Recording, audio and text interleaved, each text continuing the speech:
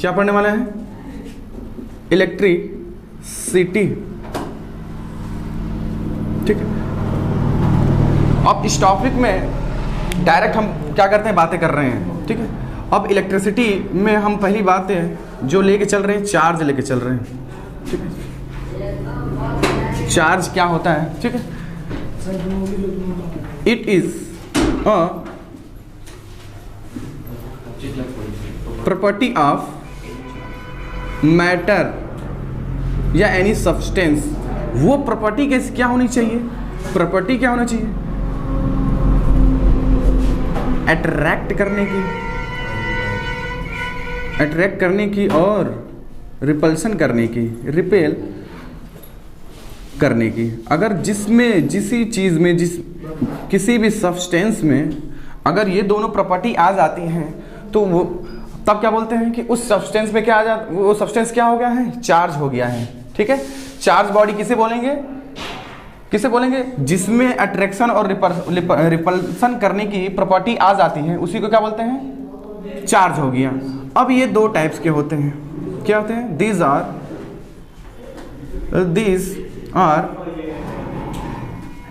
To types. ये कितने types के होते हैं?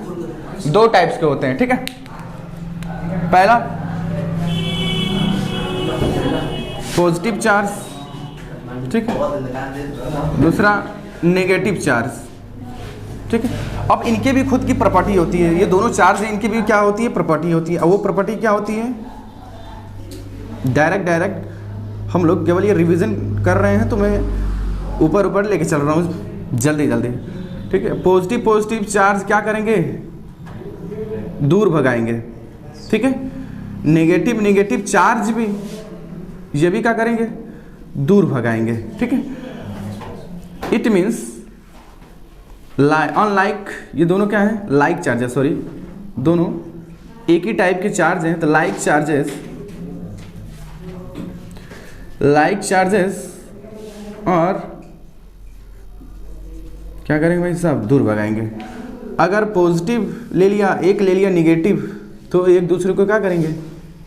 चिपकाएंगे भाई साहब। ठीक है, तो यहाँ से क्या मिल रहा है मेरे को? अनलाइक, दोनों एक निगेटिव है एक पॉजिटिव है, तो क्या है? अनलाइक चार्ज है। अनलाइक चार्ज क्या करेंगे भाई साहब? अट्रैक्शन करेंगे। क्या करेंगे? अट्रैक्शन करेंगे। ठीक, इतनी छोटी बातें समझ में आई? ठीक है, अब आगे चलते हैं, नोट कर लो। ठीक है,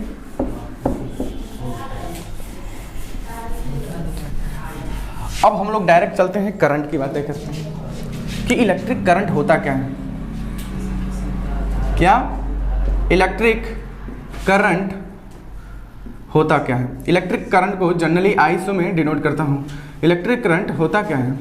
ठीक है, अब देखो ये जो करंट है इसकी हिंदी मीनिंग होती है क्या? धारा। ठीक है, अब बहुत सा चीज़ देखें हम लोग कि धारा बहती है। ठीक है, दो तीन हम लोग क्या करते हैं, एग्जाम्पल लेते हैं। अगर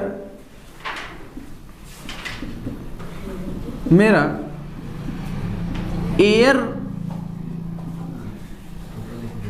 फ्लो करे, ठीक है, एयर फ्लो करे तो हम क्या बोलते हैं? एयर करंट बोलते हैं। अगर मेरा वाटर फ्लो करेंगे तो हम क्या बोलेंगे? Water current. एक चीज यहां पे मेरे को समझ में आ गई, जिस चीज फ्लो कर रहा है, जैसे यहाँ पे वाटर फ्लो कर रहा था तो मैं बोल दिया वाटर करंट, यहाँ पे एयर फ्लो कर रहा है तो मैं बोल दिया एयर करंट। तो हम लोग यहाँ पे टॉपिक क्या पढ़ने वाले हैं? Electric current. तो इलेक्ट्रिक करंट में क्या फ्लो होता है? चार्ज फ्लो होता है। क्या फ्लो होता है?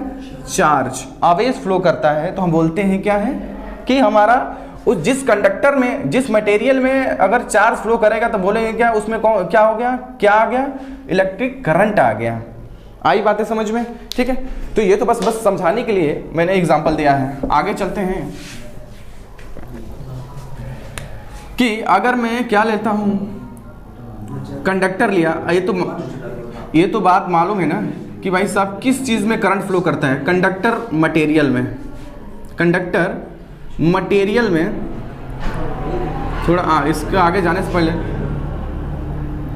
कंडक्टर मटेरियल्स में क्या होता है, करंट चार्ज फ्लो करते हैं, ऐसा क्या होता है, उसमें क्या होता है भाई सब, ऐसा क्यों ही लिया जाता है कि कंडक्टर में ही क्या होता है, फ्लो करता है, क्यों? क्योंकि इसमें क्या पाए जाते हैं, फ्री चार्जेस पाए जाते हैं। क्या पाए जाते हैं? Free charges. कहने का मतलब इलेक्ट्रॉन्स, भाई सब आवारा इलेक्ट्रॉन्स पाए जाते हैं, ठीक है, जिसके कारण ये जो फ्लो करते हैं उसी के कारण क्या होता है, हमारा इलेक्ट्रिक करंट आ जाता है, ठीक है। उनमें किस में पाए जाते हैं ये आवारा इलेक्ट्रॉन? कंडक्टर मटेरियल में पाया जाता है, ठीक है। अब आते हैं करंट के डेफिनेशन पे, और क्या होता है करंट, इसके बारे में देखते हैं, ठीक है। आते हैं, मैं क्या ले रहा हूँ, एक तार ले रहा हूँ, तार को मैंने जूम कर दिया, तार को क्या कर लिया, जूम कर लिया, ठीक है। अब इसकी, इस तार की कुछ क्या है, क्रॉस सेक्शन एरिया है, मान लेता हूँ इसकी क्रॉस सेक्शन एरिया ए है। मैंने क्या लिया, कंडक्टर लिया, ठीक है, उस कंडक्टर का एरिया क्या है, ए है। अब मैंने जूम करा है तो इसमें इलेक्ट्रॉन्स भाई साहब पाए जाएंगे, मिलेंगे, क्योंकि यही ज़्यादा फ्री अमाउंट में मिलते हैं। इलेक्ट्रॉन प्रोटॉन इसमें रहेंगे, क्योंकि दुनिया में हर चीज़ इलेक्ट्रॉन प्रोटॉन से कंबाइन होके ही बनी है। इसमें इलेक्ट्रॉन्स क्या जाते हैं, पाए जाते हैं। तो हम क्या बोल रहे हैं कि इलेक्ट्रिक करंट होता क्या है, इसमें क्या फ्लो करते हैं, चार्ज फ्लो करते हैं। अब यहाँ से जो जितनी इलेक्ट्रॉन्स निकलेंगे, इलेक्ट्रॉन्स निकलेंगी पर यूनिट टाइम में, ठीक है, इस क्रॉस सेक्शन के थ्रू कितना इलेक्ट्रॉन्स निकला पर यूनिट टाइम में, उसी को क्या बोलते हैं हम, इलेक्ट्रिक करंट बोला जाता है। तो इसकी डेफिनेशन खुद पे खुद बना दोगे, क्या बोलोगे? अब इसमें टाइम आ रहा है तो क्या बोल रहे हैं, the rate flow of charge, the rate of flow of charge through a given area, किसी गिवन एरिया में, किसी गिवन एरिया से कितना रेट से उसमें से इलेक्ट्रॉन्स या चार्ज क्या कर रहा है, फ्लो करेगा, उसी को हम क्या बोलेंगे, करंट बोलेंगे, ठीक है। अब देखो यहाँ पे चार्ज इसलिए लिया गया है कि जब इसकी डेफिनेशन दी गई थी उस समय इलेक्ट्रॉन का इन्वेंशन हुआ ही नहीं था, नहीं तो क्या बोलते हैं कि rate of flow of electrons through a given area, ठीक है। आई बातें समझ में इतनी। तो अब इसकी मैथमेटिकली एक्सप्रेशन भी देख लिया जाए कि हमारा आई बराबर क्या आ गया, क्या बोले भाई साहब, charge flow per unit time, ठीक। अब चार्ज की यूनिट होती है, चार्ज को भी बोले हैं किससे डिनोट किया जाता है, क्यू से डिनोट किया जाता है, ठीक है, और टाइम को सेकेंड से डिनोट किया जाता है, ठीक। तो इसकी एसआई यूनिट क्या होती है, SI unit of electric current, SI unit of electric current कितनी होगी भाई साहब, एम्पियर है भाई साहब, क्या है, एम्पियर है, जिसे हम ए से डिनोट करते हैं, ठीक है। अब इसके बारे में थोड़ा और अच्छे से आगे देखते हैं। अभी मैंने क्या देखा कि भाई साहब अभी क्या है मेरे पास, इलेक्ट्रिक करंट जो आई है मेरे पास, क्या आई है, Q अपॉन T। इसको भाई साहब ध्यान से नोट कर लेना। अब यहाँ पे दो टर्म आई हैं, एक आई है क्या, Q का मतलब क्या होता है, चार्ज। भाई साहब चार्ज की डेफिनेशन बताई जाए कि भाई साहब क्या होता है, it is the property of any matter, वो प्रॉपर्टी क्या आ जाए, किसी चीज़ को अट्रैक्ट या रिपेल करने की। अब इसमें जो चार्ज है, चार्ज को हम जनरली Q से डिनोट करते हैं, कैपिटल Q या स्मॉल Q से। इसकी एसआई यूनिट क्या होती है, एसआई यूनिट ऑफ चार्ज क्या होता है, क्या होता है, कूलाम, जिसे हम C से डिनोट करते हैं, ठीक। अब टाइम की एसआई यूनिट कितनी क्या होती है, टाइम का एसआई यूनिट क्या होता है, सेकेंड होता है, क्या होता है, जिसे हम S से डिनोट करते हैं। तो यहाँ से यूनिट क्या आई, कूलाम पर सेकेंड। तो मेरे पास कूलाम पर सेकेंड को क्या, अभी इसकी एसआई यूनिट क्या बताया हूँ, एम्पियर। तो मतलब मैं क्या कर सकता हूँ कि एम्पियर को 1 कूलाम पर 1 सेकेंड लिख सकते हैं। आई बातें समझ में, ठीक है। अब इसकी स्मॉल यूनिट भी होती है, इसकी स्मॉल यूनिट में भी हम क्या कर सकते हैं, इसको रिप्रेजेंट कर सकते हैं। अब स्मॉल यूनिट किस तरह कर सकते हैं, जैसे example 1 micro ampere, 1 milli ampere. 1 micro को मैं कन्वर्ट करूंगा एम्पियर में, तो मैं क्या कर दूंगा भाई साहब 10⁻⁻6 एम्पियर से मल्टीप्लाई करूंगा तो ये एम्पियर में कन्वर्ट हो जाएगा। ये 10⁻³ एम्पियर से मल्टीप्लाई करूंगा तो ये एम्पियर में कन्वर्ट हो जाएगा। ठीक है, तो ये स्मॉल यूनिट होती हैं। ठीक है, इतनी बातें समझ में आई। ठीक, आगे चलते हैं, आगे कंसेप्ट पढ़ते हैं। अब मेरा ये क्विक रिवीजन चल रहा है, तो मैं ये मान के चल रहा हूँ कि सब लोग आप लोगों को सब कुछ पढ़ चुके हो, और मेरा काम क्या है, रिवीजन कराना जल्दी से जल्दी, छोटा टाइम लेके, थोड़ा सा टाइम में। ठीक है, सारी चीज़ें रिवीजन कराना। ठीक है, अब हम लोग क्या क्या देख लिया भाई साहब, चार्ज के बारे में देख लिया। चार्ज फ्लो कर रहा था पर यूनिट किसी एरिया में, पर यूनिट टाइम में, तो वहाँ से मैंने करंट देख लिया। अब आगे चलते हैं, बढ़िया टॉपिक पढ़ते हैं। ठीक है, हेडिंग डाल लो पोटेंशियल डिफरेंस। पोटेंशियल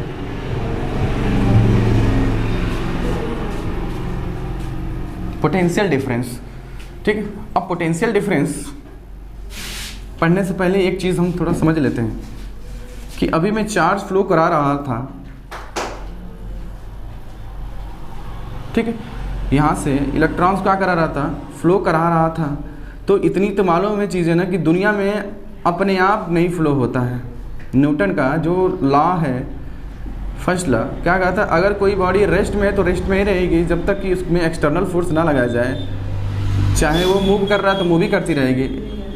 तो ये क्या कर रहा है, एक जगह से दूसरी जगह मूव कर रहा है। ठीक है, मूव कर रहा है तो इट मीन्स इस पर कोई ना कोई क्या लग रहा है, फोर्स लग रहा है। बिना फोर्स लगे तो मूव करेगा नहीं। ठीक है, तो वो फोर्स जो लग रहा है वो जनरेट कहाँ से होता है, यहाँ से, पोटेंशियल डिफरेंस। ठीक है, अब पोटेंशियल डिफरेंस कहाँ से मिलती है भाई साहब, सोर्स। अब सोर्स कैसा होना चाहिए, बैटरी, जनरेटर। ठीक है, अब हमारे सिलेबस में क्या है, बैटरी है। बैटरी से ही हम क्या क्रिएट करेंगे, पोटेंशियल डिफरेंस क्रिएट करेंगे। ठीक है, और वो पोटेंशियल डिफरेंस क्रिएट के वजह से इसमें क्या होने लगता है, इलेक्ट्रिक करंट फ्लो करने लगता है, चार्ज फ्लो करने लगता है। जब चार्ज फ्लो करेगा तो हम बोलते हैं कि भाई साहब उसमें करंट आ गया। आई बातें समझ में। ठीक है, तो हम क्या बोल रहे थे कि पोटेंशियल डिफरेंस इन दोनों टर्मिनल के क्रॉस करेंगे तभी ये इलेक्ट्रॉन्स यहाँ से चार्ज फ्लो करेंगे। ठीक है, किसके वजह से, पोटेंशियल डिफरेंस के वजह से। ठीक है, तो चलते हैं, मैं क्या कर रहा हूँ, आगे चलता हूँ कि ये दो टर्मिनल है, ए और बी। ठीक,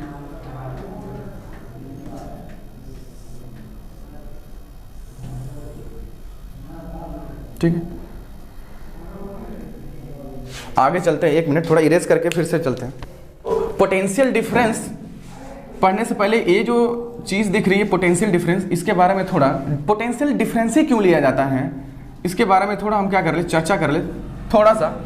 देखो क्या होता है कि अपने निजी जीवन में ये इस तरह की जो पाइप तो देखे होंगे, क्या है भाई साहब, ये मेरे पास पाइप है।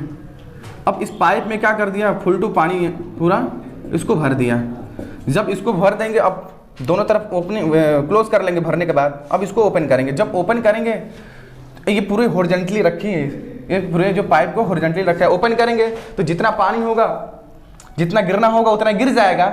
कुछ पानी क्या रह जाएगा, ये बच जाएगा, कुछ पानी यहाँ पे बच जाएगा। अब इस पानी को मेरे को गिराना है तो कैसे गिराओगे बताओ, क्या करना पड़ेगा, हाइट में डिफरेंस करनी पड़ेगी। क्या करना पड़ेगा, हाइट में डिफरेंस करेंगे तब भी इसमें से जो बचा हुआ पानी है क्या करेगा, गिरेगा। ठीक है, क्या होगा, अब ये पानी को गिराने के लिए क्या करना पड़ा, हाइट में डिफरेंस करना पड़ा। इसी तरह क्या होता है, पोटेंशियल डिफरेंस में क्या फ्लो होता है, चार्ज फ्लो का होता है ना। अब चार्ज को फ्लो कराने के लिए क्या करना पड़ता है, पोटेंशियल डिफरेंस बनाना पड़ता है। जिस कंडक्टर के क्रॉस हमको क्या कराना होता है, करंट फ्लो कराना होता है। ठीक है, आई बात है समझ में। ठीक है, अब हम पोटेंशियल डिफरेंस की डेफिनेशन देखेंगे। इसका जो नामकरण था इसके बारे में एनालिसिस कर लिए कि ये चीज़ें क्या होती है, इसके वजह से क्या होता है। इसके वजह से क्या होता है, इलेक्ट्रॉन्स फ्लो करने लगते हैं, यानी चार्ज फ्लो करने लगते हैं। अब उस चार्ज फ्लो होने के कारण हमारे उस तार में किया जाता है, मैंने एक तार लिया, ठीक है। अब इस तार के दोनों टर्मिनल पे मैंने क्या कर लिया, एक बैटरी लगा दिया। बैटरी लगा रहे हैं, इसका मतलब पोटेंशियल डिफरेंस लगा रहे हैं, क्योंकि अभी बताया हूँ कि ये जो पोटेंशियल डिफरेंस जनरेट कहाँ से होती है, बैटरी से होती है, ठीक है। अब पोटेंशियल डिफरेंस को या तो डेल्टा V से डिनोट करो या तो V से डिनोट करते हैं, ठीक है। तो यहाँ पे मान लो कि पोटेंशियल डिफरेंस लगा दिया है, ठीक है, ये माइनस ये प्लस, ठीक। आई बात है समझ में। तो इसको जनरली हम क्या बोलते हैं, किससे डिनोट करते हैं, डेल्टा V से या V से, ठीक है। अब इसमें भाई तार है, तार में क्या होता है, इलेक्ट्रॉन, इलेक्ट्रॉन प्रोटॉन दोनों होता है। हम एक चीज़ों को लेकर चल रहे हैं। अब देखो मैंने बैटरी लगाया, बैटरी में दो टर्मिनल होता है, एक पॉजिटिव और नेगेटिव, ठीक है। अब देखो अभी मैं प्रॉपर्टी पढ़ा था कि अगर दो चार्ज हैं, दो पॉजिटिव चार्ज हैं, तो क्या करेगी, एक दूसरे को दूर भगाएगी। अगर पॉजिटिव और नेगेटिव है तो एक दूसरे को क्या करेगी, अट्रैक्ट करेगी।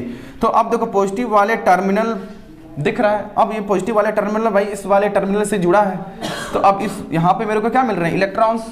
अब ये पॉजिटिव टर्मिनल है, ये इलेक्ट्रॉन्स पे चार्ज कितना होता है, पॉजिटिव होती है। तो ये क्या करेगा, ये इसको अट्रैक्ट करने की कोशिश करेगा भाई, सब क्या करेगा, ये अट्रैक्ट होगा इधर। तो यहाँ से क्या पता चला कि जो इलेक्ट्रॉन्स की मूवमेंट किधर हो जाएगी, पॉजिटिव टर्मिनल की ओर हो जाएगी। आई बात है समझ में। तो एक पे हम एनालिसिस करते हैं, एक इलेक्ट्रॉन्स पे यूनिट चार्ज पे हम लोग क्या करते हैं, एनालिसिस करते हैं, ठीक है। तो मैं क्या लिया, एक में चार्ज लिया। अब इस चार्ज पे एक फोर्स लगेगा, ठीक है, वो फोर्स लगता है इलेक्ट्रोस्टैटिक फोर्स, उसके बारे में नहीं बस भाई, क्योंकि अभी एक पढ़े हैं प्रॉपर्टी की पॉजिटिव नेगेटिव क्या करेगा, अट्रैक्ट करेगा। तो इसका मतलब ये जो इस पर एक अट्रैक्शन फोर्स लगेगा, किसके वजह से, यहाँ पे पॉजिटिव चार्ज है, पॉजिटिव टर्मिनल है, तो ये क्या कर मूव करेगा पॉजिटिव टर्मिनल की तरफ, यहाँ से मूव करना स्टार्ट कर देगा। तो यहाँ पे देख रहे हैं कि यहाँ पे फोर्स भी हो रहा है और डिस्प्लेसमेंट भी हो रहा है। अब फोर्स इंटू डिस्प्लेसमेंट क्या होता है, वर्क डन हो रहा है। इट मीन्स इस बैटरी ने इस इलेक्ट्रॉन पे क्या करा, वर्क करा। वर्क क्या करा, एक यहाँ से वन पोजीशन से दूसरी पोजीशन पे ले जाने में क्या करा, मैं क्या बोला फिर से देख लो। इस इलेक्ट्रॉन पे भाई फोर्स लगा, फोर्स लगेगा, फोर्स लग रहा है, तो ये क्या हो रहा है, डिस्प्लेस हो रही है। तो यहाँ से इसका मतलब इस बैटरी ने वर्क करा, इस यूनिट चार्ज पे वर्क करा, उसी को क्या बोला जाता है, पोटेंशियल डिफरेंस ही बोला जाता है, ठीक है। तो अब पोटेंशियल डिफरेंस का पोटेंशियल का तुम डिफिनेशन खुद ही लिख सकते हो। क्या लिख सकते हो, क्या लिख सकते हो, the work done on per unit charge, work done पर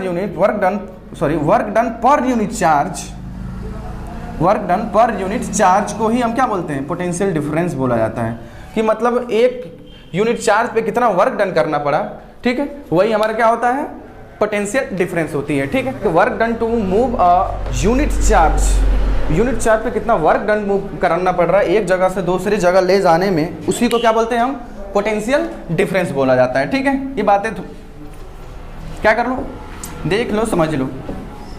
आगे चलते हैं। अब इसकी थोड़ी जो मैथमेटिक एक्सप्रेशन होता है वो देख लेते हैं कि पोटेंशियल डिफरेंस को हम B से डिनोट करते हैं। क्या आया है पोटेंशियल, क्या बोले हैं, work done per unit charge. Work done per unit charge को ही क्या बोला जाता है, पोटेंशियल डिफरेंस ही होती है भाई साहब, ठीक है। अब देखो V equal to work done की यूनिट कितनी होती है, वर्क डन मतलब ये W से डिनोट कर लेते हैं, चार्ज की कैसे डिनोट करते हैं, Q से। अब इसकी यूनिट कितनी होती है, जूल होता है, इसकी कुलाम, मतलब जूल पर कुलाम। अब वोल्टेज की, ठीक है, वोल्टेज बोल रहे हैं यूनिट ही बोल दिया मैंने। पोटेंशियल डिफरेंस की यूनिट होती है, क्या होती है, SI यूनिट कितनी होती है, वोल्टेज होता है, क्या होता है, वोल्टेज। इसको हम V से डिनोट करते हैं। तो यहाँ से मेरे को क्या मिला, अगर 1 वोल्ट बराबर क्या है, 1 जूल 1 कुलाम, ठीक है। आई बात है समझ में। तो अब आगे नेक्स्ट टॉपिक पढ़ते हैं। क्या आते हैं भाई, हम लोग क्या क्या देख लिया, करंट देख लिया, पोटेंशियल देख लिया, ठीक है। अब एक सर्किट डायग्राम देख लेते हैं, ठीक है। Circuit diagram complete. देखो सर्किट डायग्राम में हमारे पास क्या क्या होना चाहिए, एक तो कोई अप्लायंस लगनी चाहिए, अप्लायंस कुछ भी हो सकता है, पंखा, कूलर, फ्रिज, जो भी घरों में है। अब उस अप्लायंस का क्या है, खुद की रेजिस्टेंस है। खूबसूरत। अब यहाँ पे मैं क्या कर दे रहा हूँ, की लगा दे रहा हूँ। ये मेरे पास क्या है, की है, चाबी है।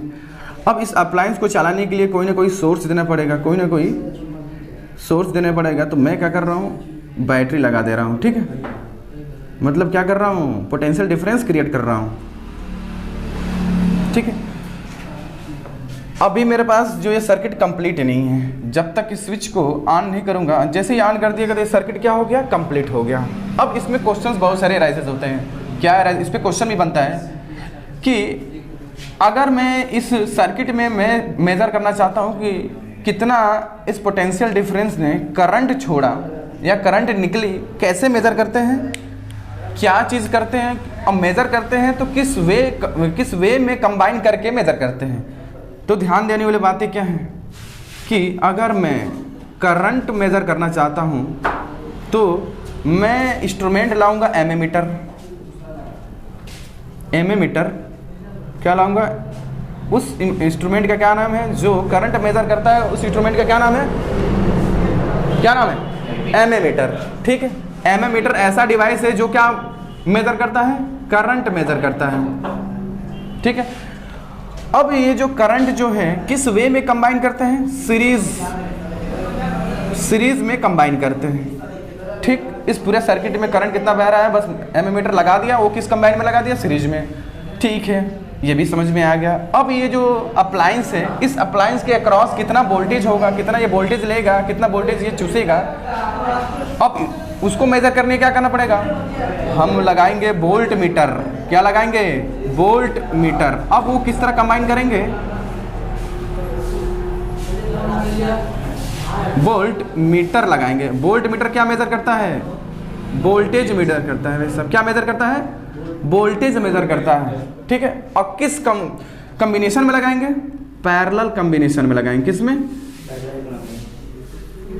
पैरेलल कॉम्बिनेशन में लगाएंगे। ठीक है, इस पे सर्किट वाले पे इस तरह का क्वेश्चन आ जाता है कि भाई साहब अगर मेरे पास सर्किट में क्या क्या चीज़ें रहनी चाहिए, अगर क्या नहीं चाहिए भाई, सबकी होनी चाहिए, बैटरी होनी चाहिए और कोई ना भाई मैंने एक ही अप्लायंस लगाया है। यहाँ पे तुम बहुत सारे अप्लायंस भी लगा सकते हो। ठीक है, बहुत सारे अप्लायंस लगा सकते हो, उसके खुद के क्या होती है, रेजिस्टेंस होती है।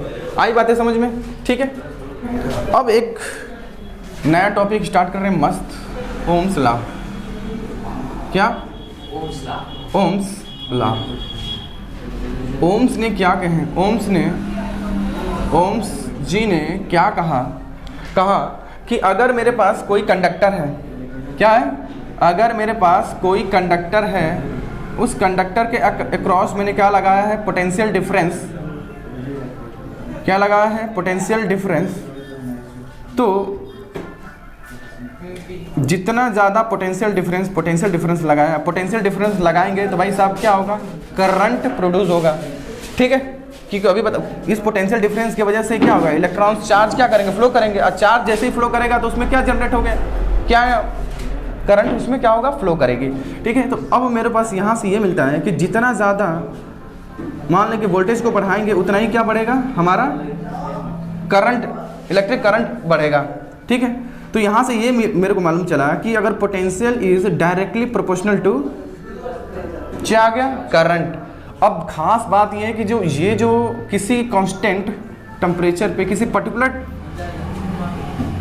टेम्परेचर पे एक्सपेरिमेंट किया गया है। ठीक है, रूम टेम्परेचर पे मान लो कि, ठीक है, ये कांस्टेंट टेम्परेचर पे एक्सपेरिमेंट करा गया है किसी, ठीक है, अगर टेम्परेचर वेरी कराएंगे तो फिर ओम का लॉ जो है क्या होने लगेगा, फ्लक्चुएट करने लगेगी। ठीक, तो ये खास बात ये है कि ये नोट कर लेना कि हम जो कर रहे हैं, क्या करा जा रहा है कि कांस्टेंट टेम्परेचर पे। अब ये प्रोपोर्शनलिटी को हटाते हैं तो एक नया कांस्टेंट आता है RI। अब इसकी जो नाम होती है भाई साहब रेजिस्टेंस, क्या नाम है, रेजिस्टेंस। ठीक, ओम ने ये दिए भाई साहब कि जितना ज़्यादा वोल्टेज बढ़ाएंगे उतना ही ज़्यादा इसमें क्या होगा, करंट फ्लो होगा। ऐसे अपने घरों में देखा भी होगा, पंखा कभी लाइट क्या हो जाती है, कम आती है तो धीरे धीरे क्या करता है, नाचता है। जब कभी कभी वोल्टेज क्या आ जाता है, खूब तेज आ जाती है तो खूब क्या करना, पूरा तेजी से नाचने लगता है, तो इसका मतलब बोलते हैं कि बहुत उसमें क्या होगा, बहुत ज़्यादा करंट फ्लो कर रहा है। ठीक है, ठीक है, तो इसका मतलब वोल्टेज बढ़ाएंगे तब करंट फ्लो होगा। तो यहाँ से मेरे को क्या मिल रहा है कि वोल्टेज के डायरेक्टली प्रोपोर्शनल टू क्या दिख रहा है, डायरेक्टली रिलेटेड है करंट से। ठीक, आइए आगे चलते हैं। ठीक है, तो हम लोग ने ओम के नियम देख चुके हैं, V = IR। तो इस पे जो ग्राफ से क्वेश्चंस बनते हैं उससे रिलेटेड थोड़ा देख लिया। तो पहले तो VI ग्राफ समझते हैं।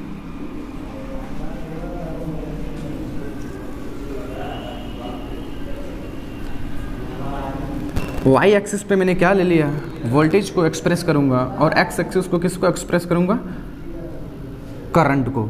अब हम लोग यहाँ से देखे थे क्या, ओम के नियम ने क्या बताया था, V is directly proportional to I होता है। तो इसका मतलब क्या है, V is directly linear, directly है, प्रोपोर्शनलिटी है, मतलब जितना ये बढ़ेगा उतना ये भी बढ़ेगा, जितना ये घटेगा उतना ये घटेगा। तो यहाँ से मेरे को ग्राफ कैसा मिलेगा, लीनियर ग्राफ मिलेगा। कैसा मिलेगा ग्राफ, लीनियर ग्राफ मिलता है। ठीक है, तो मैं क्या कर रहा हूँ, देखो लीनियर ग्राफ, लीनियर यानी स्ट्रेट लाइन ग्राफ मिलेगा। ठीक है, अब मैं यहाँ पे कुछ पॉइंट ले रहा हूँ। ठीक है, ये I1 ले रहा हूँ, ये I2, ये I3, ये I4, ये I5। इस I1 के corresponding voltage V1, voltage V2, V3, V4, ये है V5।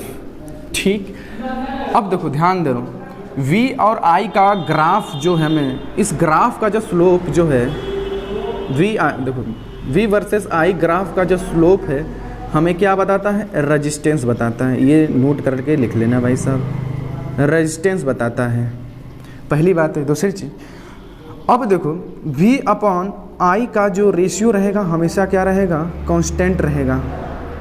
ठीक, कांस्टेंट रहेगा, उस कांस्टेंट की वैल्यू क्या रहेगी, कितनी रहेगी, वो R के बराबर आएगी। V/I का रेशियो हमेशा क्या रहेगा, कांस्टेंट रहेगा। तो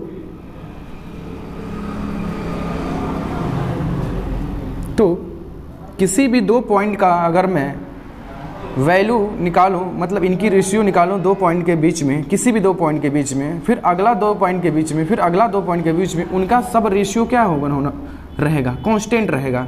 जो मैंने बातें बोली है उसको एक्सप्रेस कर लेता हूँ लैंग्वेज में। मैं क्या बोला हूँ कि मान लेते हैं कि इन दोनों दो वोल्टेज है, उसके बीच में हम क्या निकालने जा रहे हैं, रेशियो निकालने जा रहे हैं। अब इन दोनों वोल्टेज के करस्पॉन्डिंग करंट भी लिख रहे हैं, इनका रेशियो, और भी दो ले लो, इनका रेशियो, और भी कोई दो ले लो, V3/I4 माइनस का I3, इनका रेशियो क्या रहेगा, हाँ ऑलवेज कांस्टेंट रहेगी। ये बहुत बड़ी इंपॉर्टेंट बातें हैं, बहुत ज़्यादा इंपॉर्टेंट बातें हैं क्लास 10 के पॉइंट ऑफ व्यू से, क्योंकि इस पर लॉन्ग टाइप का क्वेश्चंस बहुत अच्छे तरीके से बनते हैं, बहुत अच्छे बनते हैं। ठीक है, तो ये चीज़ें अच्छे से नोट कर लो, देख लो, जो मैंने बातें बोला है उसे ख्याल रखना, याद रखना। ठीक है, आगे चलते हैं, यहीं तक रहने देते हैं, और नेक्स्ट वाला वीडियो जो है, जो इसके बचे हुए जो रिमेनिंग पार्ट है उस पर देखा जाएगा, और कितने इस पर क्वेश्चंस हैं वो देखा जाएगा। ठीक है।